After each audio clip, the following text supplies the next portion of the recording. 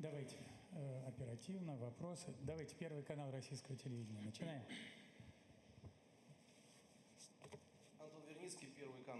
Anton Vernitsky, Channel 1. Vladimir Vladimirovich, please tell us more about the financial cooperation of the BRICS countries. Was a common investment platform discussed? And was the creation of an alternative payment system discussed? Was there talk of an alternative to SWIFT? Thank you.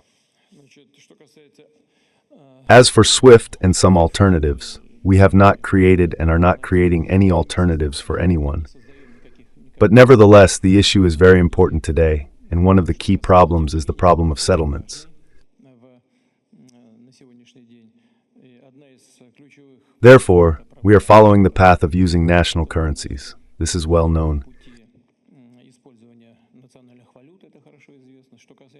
As for settlement systems, we use the already created Russian system of financial information exchange, created by the Central Bank of Russia.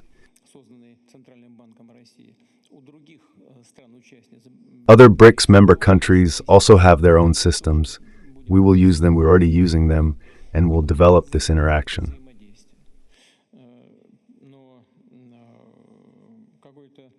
But we are not inventing any separate general system yet. What we have is, in principle, sufficient. We just need to make appropriate decisions at the administrative level in a timely manner.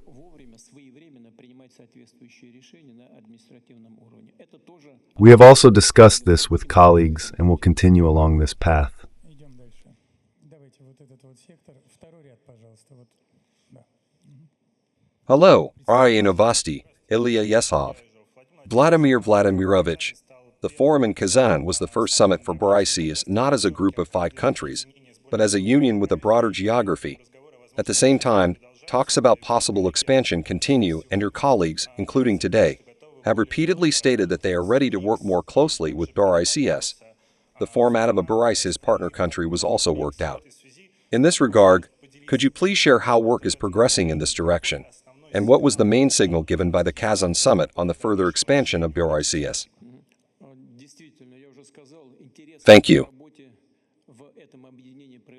Indeed, I've already said that many countries are showing interest in working in this association.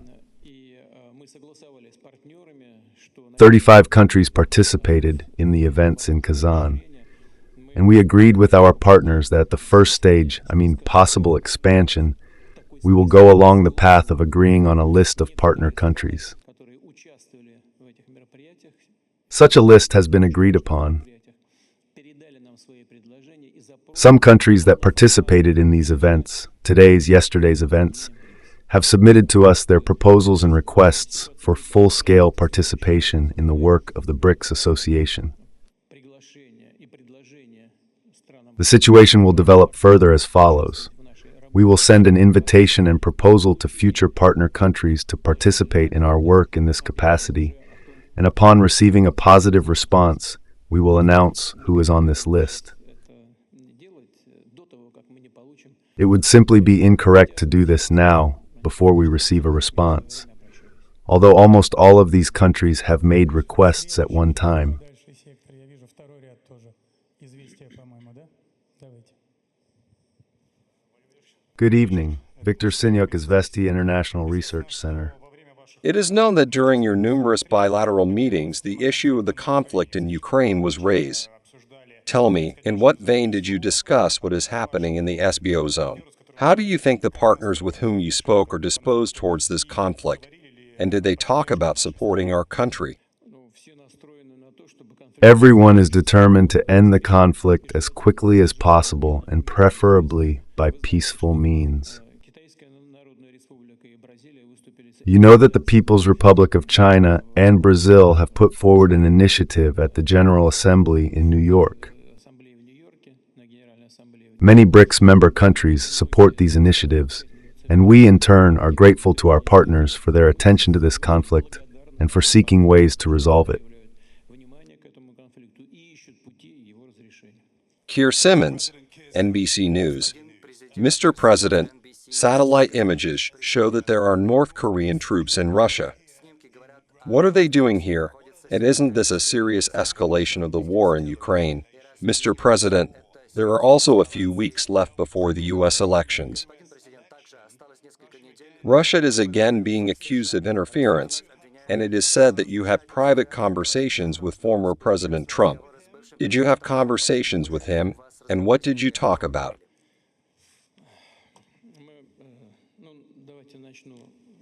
Let me start with the first part of your question. Photos are a serious thing. If there are photos, it means they reflect something. I would like to draw your attention to the fact that it was not Russia's actions that led to the escalation in Ukraine. It was even publicly announced how much money the then U.S. administration spent on preparing and organizing this coup d'etat. Isn't this a path to escalation? And then we were deceived for 8 years when they said that everyone wanted to resolve the conflict in Ukraine by peaceful means through the Minsk agreements. Later, and you probably heard this too, a number of leaders of European states said directly that they were deceiving us because they used this time to arm the Ukrainian army. Isn't that true? That's true. The next steps towards escalation were that Western countries began to actively arm the Kiev regime. What did it come to? To the direct participation of NATO military personnel in this conflict. Because we know what and how is done when unmanned marine vehicles are launched in the Black Sea. We know who is present there, from which European NATO countries, and how they carry out this work. The same applies to military instructors, not mercenaries, but military personnel. The same applies to the use of modern high-precision weapons, including missiles such as ATAC-MS, Storm Shadow, and so on. Ukrainian military personnel cannot do this without space reconnaissance, target designations, and Western-made software, and only with the direct participation of NATO officers. As for our relations with the Democratic People's Republic of Korea, as you know, our Treaty on Strategic Partnership was ratified today, I think. There is Article number 4, and we have never doubted that the North Korean leadership takes our agreements seriously. But what and how we will do is our business within the framework of this article. First, we need to conduct appropriate negotiations regarding the implementation of Article number 4 of this treaty, but we are in contact with our North Korean friends and we will see how this process develops. In any case, the Russian army is acting confidently in all directions. This is also well known. No one denies it. It is moving forward in all areas of the combat contact line. It is also actively working in the Kursk direction. Part of the Ukrainian army units that invaded the Kursk region are blocked, surrounded. This is approximately 2,000 people. Attempts are being made to unblock this group from the outside, to break through from the inside, so far unsuccessfully. The Russian army has begun to eliminate this group. As for contacts with Mr. Trump, this is something that has been constantly discussed for many years. At one time, we and Trump himself were accused of being somehow connected with Russia. Then, as a result of an investigation in the United States itself, everyone came to the conclusion, including in Congress, in my opinion, that this was complete nonsense. That nothing like this had ever happened. It didn't happen before. It doesn't happen now. And how Russian-American relations will be built after the elections. This depends, first of all, on the United States. If the United States is open to building normal relations with Russia, then we will do the same. If they don't want to, no need. But this is the choice of the future administration. Павел Зарубин, вот невозможно не дать. Good evening. Pavel Zarubin, Rossiya TV channel. May I continue the topic of conversations with Trump? The former U.S. president and now candidate for U.S. president also stated that in one of his telephone conversations with you, he allegedly threatened you with a strike on the center of Moscow. Is this true? And in general, can you be threatened? Do threats have any effect on you? And how do you feel about the fact that in big politics now even the leaders' conversations are increasingly spilling out into the public space, if this story is true? And one more question, if possible, about the BRICS summit. Do you feel isolated now? And don't you miss, perhaps, communicating with your Western colleagues? Thanks a lot.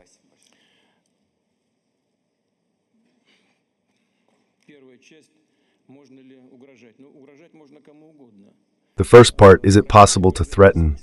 You can threaten anyone. There is no point in threatening Russia because it only encourages us. But I do not recall such a conversation with Mr. Trump. We are currently in a very acute phase of the election campaign in the United States, and I suggest that we do not take statements of this kind seriously. But what Mr. Trump said recently, and what I heard, he spoke about the desire to do everything to end the conflict in Ukraine. It seems to me that he says this sincerely. We, of course, welcome statements of this kind, no matter who makes them. We receive different signals from our Western partners about possible contacts. We have not closed ourselves off from these contacts. And when we hear that I refuse some conversations, contacts, including with European leaders, I want to tell you that this is a lie. We do not refuse, we have never refused, and we do not refuse now. If someone wants to resume relations with us, please, we talk about it all the time, but we do not impose ourselves.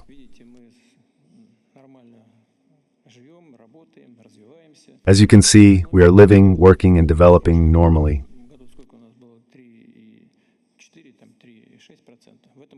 Our economy is growing. Last year we had 3.4 to 3.6%. This year it will be about 3.9 maybe.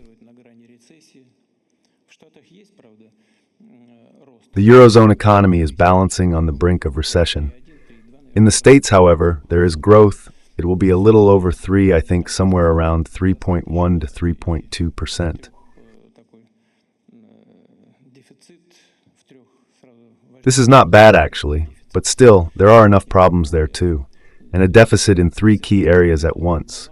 A foreign trade deficit, a balance of payments deficit, and a huge debt, I think 34 trillion. We also have problems, but it is better for us not to argue with each other, not to conflict, but to think about how to solve these issues together. This is exactly what we are doing within the BRICS framework. Вот здесь давайте вот этот сектор, наши гости из Африки, вот я вижу. Дайте, пожалуйста, микрофон. Середина этого сектора, второй ряд.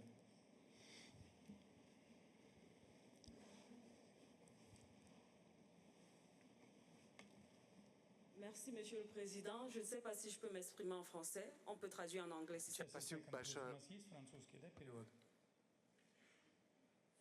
Our team just returned from Donbass. We are currently preparing a documentary film to show the reality in Donbass, to tell what it means for Africa. We know, Mr. President, that many African countries are now victims of terrorism and other actions that are aimed at destabilizing African states. At the same time, we see that Russia is helping the Central African Republic in other countries of the Sahel. Before that, other countries were present there, and only after Russia's arrival was it possible to achieve stabilization of the situation in many of these countries. Therefore, my question is this: is it not time for Russia to deepen this kind of partnership, not only in the military sphere, but also to develop relations in other areas with African states? Thank you. Yes, I fully agree with you. This is the meaning of our work with the BRICS partner countries. And the creation of an investment platform within the BRICS framework is the meaning of our work. We believe that in the near future, I just spoke with colleagues at the final stage of today's summit. According to our experts, the economies of countries such as Russia, China, Saudi Arabia, and some others will develop at a good, progressive pace, and the development will be positive. But there are regions of the world where, in our opinion, development will proceed at a very high pace.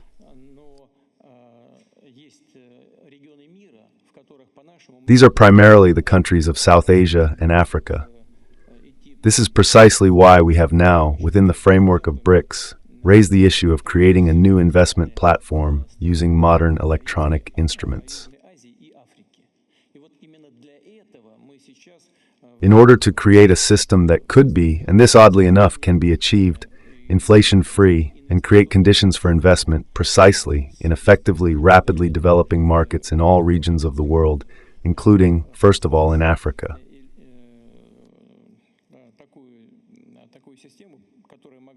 Why do we think so? I believe that many will agree with me.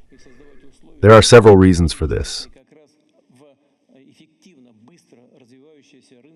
The first is that these countries are seeing a lot of growth, a rapid population growth.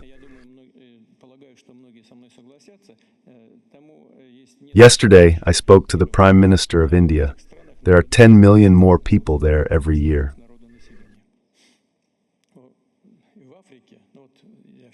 10 million more people every year. That's the increase in the population of India. And in Africa, it's growing at a rapid pace.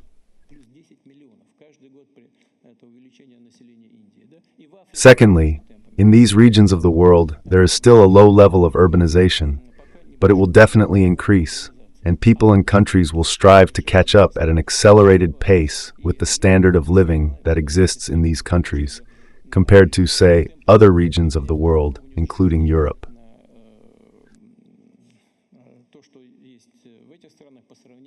All of this and a number of other factors indicate that the growth rates, yes, and capital accumulation will occur, and it is already occurring.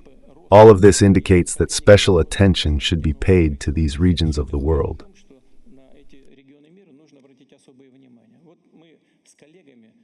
My colleagues and I are negotiating and trying to create a working group based on the new development bank of BRICS in order to create mechanisms for effective, reliable investment in these countries.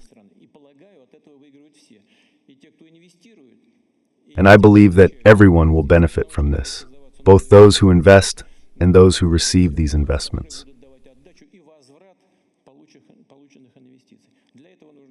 Because new production facilities will be created that will give a return on the investments received. To do this, we need to create instruments that would not be subject to external risks, primarily for political reasons. I think this can be done. This is the path we will take. Давайте завершающий на сегодня вопрос. Я хотел бы дать BBC. Редкий гость в наше время Стив Розенберг. BBC это вот в такой шапке, нет? Пожалуйста. Я прочитал итоговую декларацию. I read the final declaration of BRICS, and it talks about the need for global and regional stability, security, and a just world. In general, the motto of the Russian presidency of BRICS includes such concepts, in my opinion, justice and security. But how does all this relate to your actions in the last 2.5 years, with the invasion of Russian troops into Ukraine? Where is justice, stability, and security, including the security of Russia. Because before the start of the NDO, there were no drone attacks on Russian territory, no shelling of Russian cities, no foreign troops occupying Russian territory. This did not happen. And finally, how does all this relate to the recent statement by British intelligence that Russia has set itself the goal of sowing chaos on the streets of Britain and Europe through arson, sabotage, and so on? Where is the stability? Thank you. I will start with Russia's security, because for me this is the most important thing. You mentioned drone strikes and so on. Yes, that didn't happen, but there was a much worse situation. The situation was that in response to our constant and persistent proposals to establish contacts and relations with Western countries, we were constantly shown our place. I can tell you this with absolute certainty. So it all seemed kind, but in principle we were always shown our place. And this place would ultimately lead to Russia's slide into the category of secondary states that perform exclusively the function of raw material appendages, with the loss to a certain extent and in large volume of the country's sovereignty. And Russia in such a capacity not only cannot develop, it cannot exist. Russia cannot exist if it loses its sovereignty. This is the most important thing. Russia's exit from this state, strengthening its sovereignty, independence in the economy, in finance, in military affairs, means increasing our security and means creating conditions for its confident development in the future as an independent state, full-fledged and self-sufficient, with those partners that we have in BRICS, who respect Russia's independence, respect our traditions, and to whom we treat in the same way. Now, regarding justice in the area of development and security, I have some thoughts on this and I will try to answer you. Here are my thoughts. What is development justice? Look, very recent events during the coronavirus pandemic. What was happening at that time? I want to draw your attention to this and the attention of all other media representatives. At that time, the United States issued about $6 trillion and the Eurozone issued about $3 trillion, a little over $3 trillion. And all these funds were thrown onto the world market, buying up everything, primarily food, and not only medical drugs and vaccines, which are now being destroyed on a massive scale because their expiration dates have expired. They threw it all out and food inflation began. Inflation began throughout the world. What did the world's leading economies do? They abused their exclusive position in global finance, both the dollar and the euro. They printed and swept away like a vacuum cleaner the most essential goods from the market. They consume more, you consume more than you produce and earn. Is this fair? We believe that it is not, and we want to change this situation. This is what we are doing in BRICS. Now about security in general. As for Russia's security, I have already said. I understand what you're talking about. But is it fair from a security point of view to ignore for years our constant requests to our partners not to expand NATO to the east? Is it fair to lie to our faces, promising that there will be no such expansion, and violating the obligations assumed to do so? Is it fair to get into our underbelly completely, say, into the same Ukraine, and start building there, not preparing, but actually building military bases? Is that fair? Is it fair to carry out a coup d'etat, which I spoke about in response to your colleague's question, spitting on international law and all the principles of international law and the UN Charter, financing a coup in another country, in this case in Ukraine, and pushing the situation towards a hot phase? Is this fair from the point of view of global security? Is it fair to violate the obligations assumed within the OSCE when all Western countries signed a document according to which there can be no security for one side if the security of the other is violated? We said, don't do this, it violates our security, NATO expansion. No, we did it anyway. Is that fair?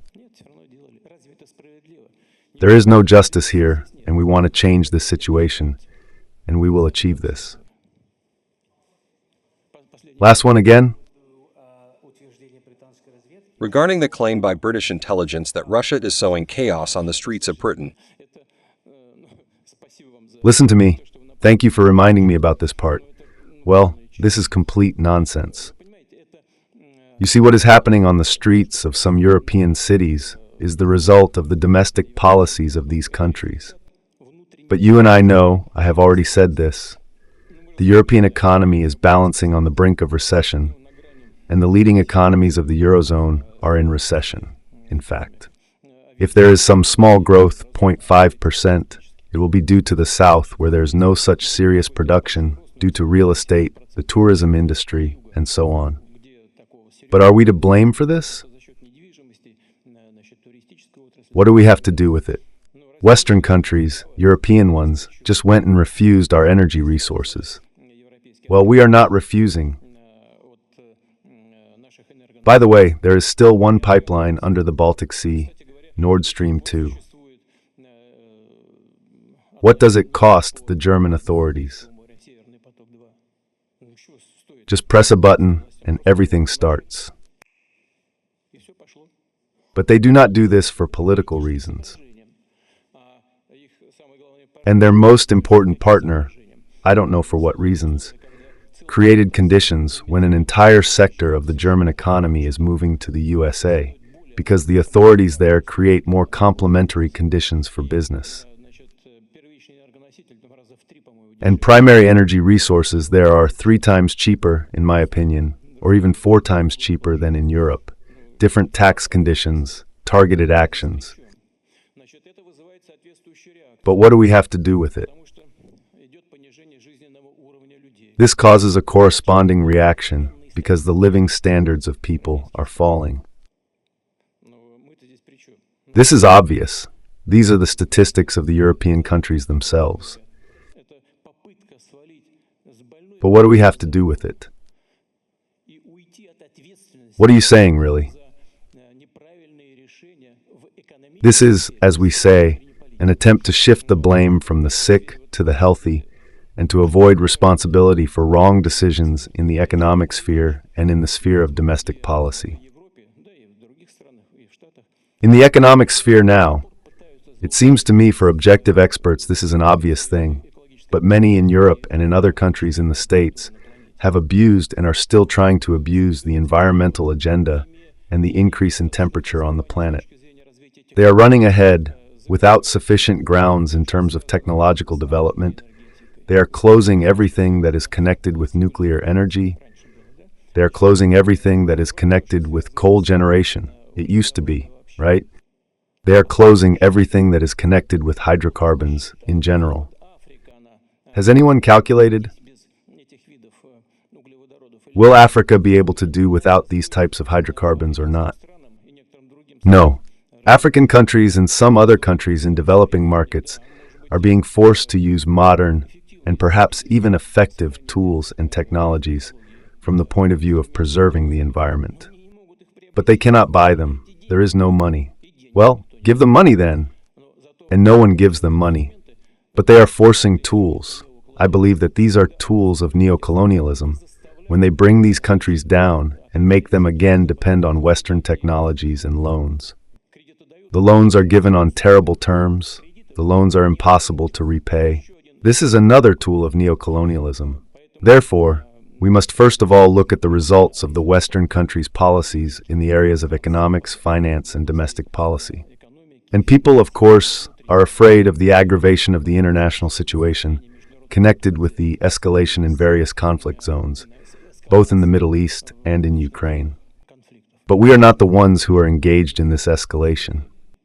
Those who are on the other side always play for the aggravation. Well, we are ready for this escalation. Think about whether those countries that are doing this are ready. Arish Mohammed, correspondent for the Moscow bureau of Sky News Arabia, United Arab Emirates. Vladimir Vladimirovich, please tell me, there are a number of reports that Moscow may provide support to Iran in the event of an Israeli attack. What is your attitude to such reports? Do they reflect the essence of things? Is Russia even considering assistance at this stage of escalation in the region?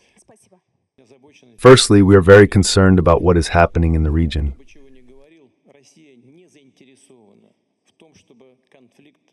As for assistance to Iran, firstly, we are in contact with the Iranian leadership, of course, in close contact, and we see our role in creating conditions for settling the situation, and first of all, by searching for mutual compromises. It seems to me that this is possible. No one in the region, really, and my conversations now on the sidelines of the BRICS summit show, no one in the region wants the conflict to expand in some big war. No one.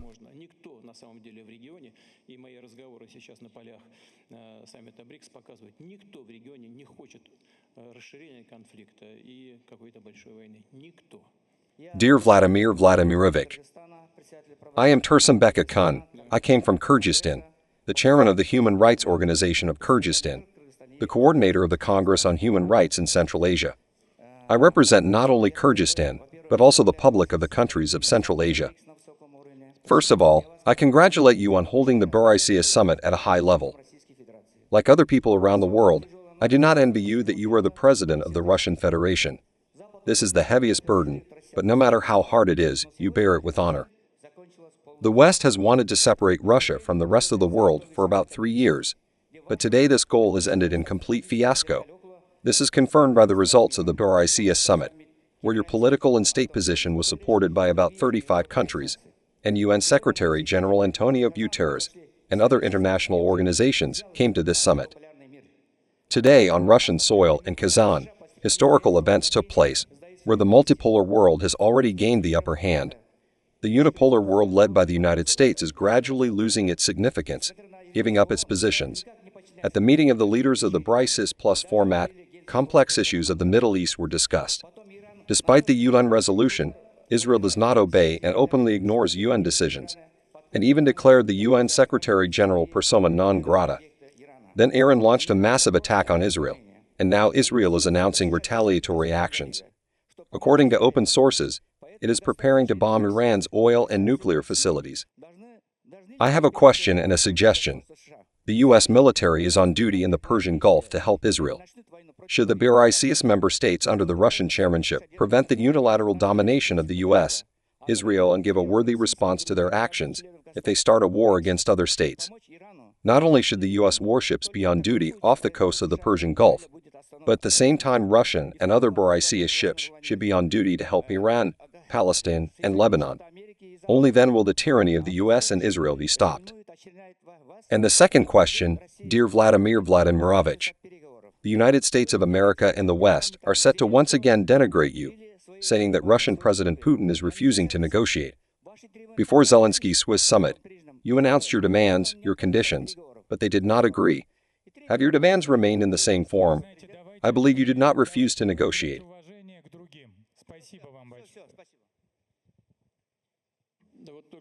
A colleague just asked about our relations with Iran, our readiness to provide assistance, and so on. First, regarding the situation in the Middle East. I said it today and I want to repeat it here. I think that there is no person on earth whose heart does not bleed when he looks at what is happening in Gaza. More than 40,000 people have died, and these are mainly women and children. Therefore, our assessment is known here. It is given how to get out of the situation. We are also talking about this. This can only be done by eliminating the causes. And the main reason is the absence of a full-fledged state of Palestine. It is necessary to implement all decisions of the Security Council in this area. But we must work with all participants in the process and not allow the conflict to escalate or worsen under any circumstances. In particular, we must work with Israel, which admittedly did face a terrorist attack in October last year. Therefore, we must very calmly and carefully analyze the situation, in no case condone disproportionate responses to these terrorist acts, but work with everyone and achieve a reduction in the level of confrontation, including on the Lebanese track. It seems to me that in general this is possible, but we must act very carefully. I am simply, frankly, afraid to say an unnecessary word, because every careless word can harm this process. But in general, I want to thank you for raising this topic because it is extremely important. As for the negotiations with Ukraine, I have already spoken about this many times. We are grateful to the President of Turkey, Mr. Recep Tayyip Erdogan, who once provided us with a platform for negotiations with the Ukrainian delegation. During this negotiation process at the end of 2022, we came to a possible document, a draft peace agreement. The Ukrainian delegation initialed it, which means it was satisfied with everything, and then suddenly refused. Recently, the Turkish side, Mr. Erdogan's assistant, called straight from New York and said that there are new proposals that they are asking to consider regarding negotiations. I agreed. I said, fine, we agree. The next day, the head of the Kiev regime suddenly declared that they are not going to conduct any negotiations with us. We told the Turks, guys, thank you, of course, for your participation, but first sort it out with your clients. Then whether they want it or not, let them say so directly. As far as I know, what was heard in Parliament again was not a proposal for peace, but some other plan, a victory plan. Well, fine. As for the victory, last year, when trying to carry out so-called counter-offensive operations, the losses, I think, amounted to about 16,000 people. These are sanitary and irretrievable. Now, in the last month and a bit, in the Kursk direction, I think there have already been 26,000 losses. 26,000, also sanitary and irretrievable. And last year, during the counteroffensive, we lost, I think, I'm afraid to lie, something like 18,000 or something, equipment.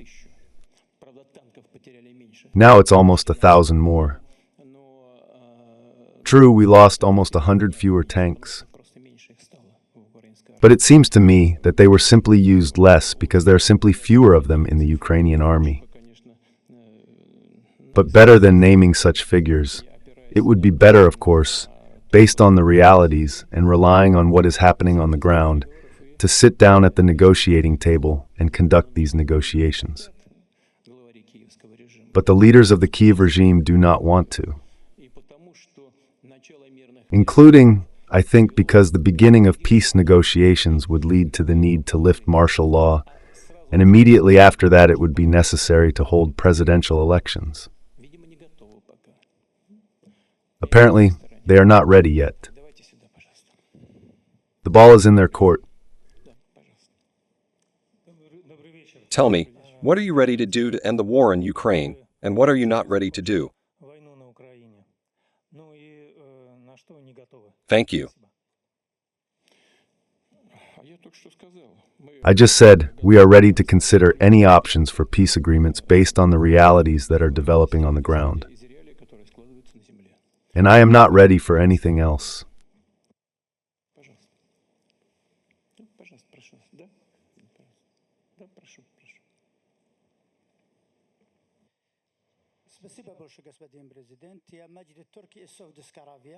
Thank you very much, Mr. President. I am from Saudi Arabia. The VRICS group has probably now passed the stage when it was called a platform, but can it now be called centralized management?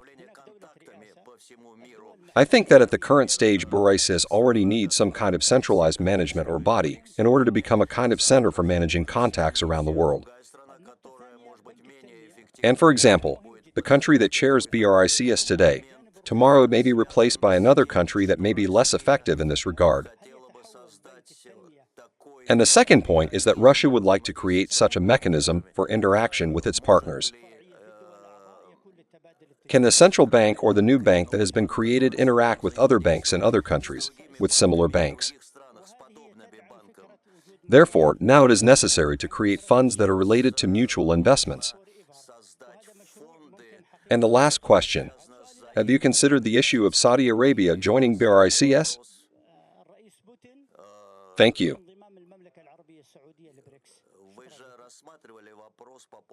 First, regarding the organizational work within BRICS. Yes, of course, it is now an organization. This is an obvious fact. And you are absolutely right that it is necessary to structure the work of this organization. And of course, my colleagues and I will think about this and are working on it. But in general, each of the participating countries is self-sufficient, and sincerely I want to emphasize this, sincerely strives to develop and strengthen this union. Therefore, I do not think that there will be any failure in the work of BRICS. I do not see this. But at the same time, we would not like to overly bureaucratize the work of this organization, so that we have officials there who will drive luxury cars, have some endless staff, big salaries, and then it will be unclear at all who does what there. But you are right that it is necessary, of course, to structure this work. We need to think about it. As for the bank, I have already said, we have the new development bank. It is still small. It has financed 100 projects for a total of about $32 to $33 billion. As for the investment process, this is a very important thing. And for countries like Saudi Arabia, Russia, and other countries, China, India, it is very important to have the opportunity to reliably and safely invest in fast-growing markets. This is an extremely important thing. This is what we propose to create a new investment platform. As for Saudi Arabia, of course, we are in very good contact with our friend, the Crown Prince. We have excellent relations with the custodian of the two holy mosques, the King of Saudi Arabia. Today, representatives of Saudi Arabia took part in our joint work. We hope that it will only expand in the future. My name is Bianca. I am a correspondent for Globo News, which is the main television network in Brazil. A question about Venezuela. Yesterday, you thanked President Nicolas Maduro for all his efforts, including his participation in BRICS, but Brazil is against it. I would like to know which side Russia is on and whether Venezuela can join BRICS even against Brazil's will. And a question about Ukraine. You also thanked Brazil and China for their efforts to resolve the conflict in Ukraine through political means. I would like to ask, from 1 to 10, what chances do you see that this peace plan will be successful in Ukraine? And what is absolutely unacceptable from your point of view? Thank you. Первое, что касается шансов, First, regarding the chances. сложно. Я считаю, что даже It's difficult for me. I think it is not even advisable to name any figures and scores from 1 to 10, including because я не хочу показаться грубым. I do not want to seem rude, but the fact of attempts to start negotiations and then the refusal to make these attempts. Ну вот я же говорил, что I said that a high-ranking representative of Turkey called us directly from New York. было то же самое.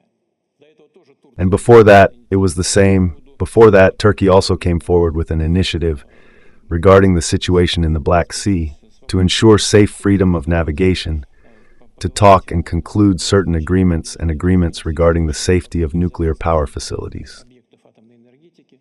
And we agreed. Согласились. And then the head of the Kiev regime publicly declared no negotiations. Турецким друзьям сказали, ну, We also told our Turkish friends, listen, you sort it out, you make an offer to us with reference to them, we agree, and then we hear a refusal a day later. How can we understand this? такие вот партнеры сложные. They just threw up their hands. That's how it is. These are such difficult partners. Поведение Why do I say that it is very difficult to rate it on a scale of 1 to 10?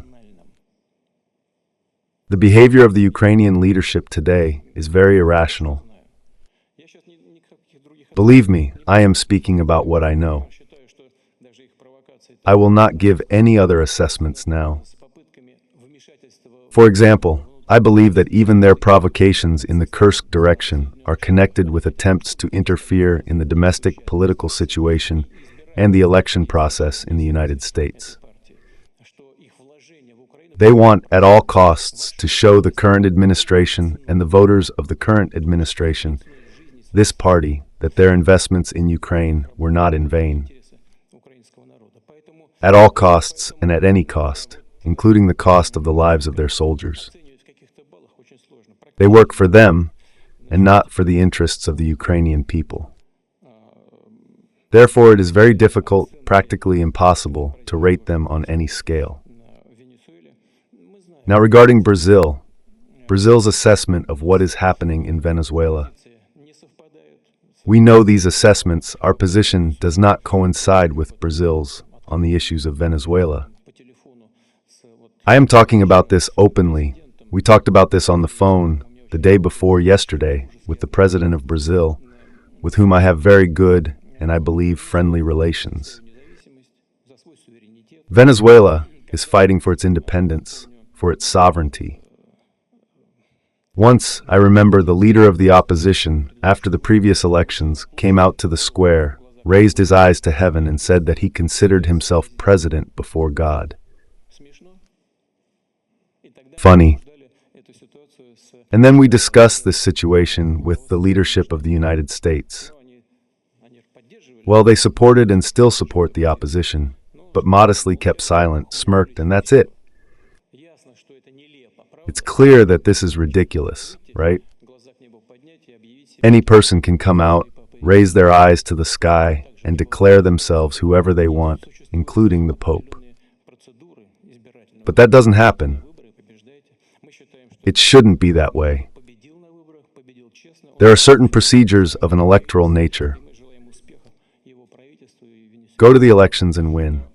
Очень рассчитываю на то, что We believe that President Maduro won the elections, won fairly. дискуссии на He formed a government, сторонних отношениях, я знаю and we wish success to his government and the Venezuelan people. и уверен, что But I very much hope that Brazil and Venezuela will sort out their bilateral relations during the bilateral discussion. активного характера будет подходить и к этой ситуации. I know President Lula as a very decent, honest person, and I am sure that he will approach this situation from precisely this position, from an objective position. Телефонного разговора. And he asked me to convey some words to the President of Venezuela during our telephone conversation. Понятие Венесуэлы либо I hope that the situation will be leveled out. As for the admission of Venezuela or any other state to BRICS, I want to say that this is only possible with consensus.